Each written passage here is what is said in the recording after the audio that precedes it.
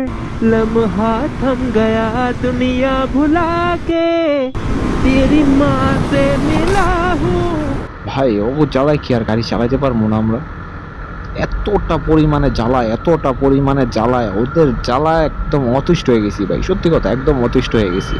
মানে যেই দিক দিয়ে জায়গা পাই, যেমনি জায়গা পাই অমনি গাড়ি ঘুরে দিব, যে দিক দিয়ে মন চায় ওদিক দিয়ে যাইবো, ডাইন নাই বাম নাই, মনে করেন যে দিক দিয়ে ঘুরাইতে মন চাইবো গাড়িটা ঘুরাই লাইবো।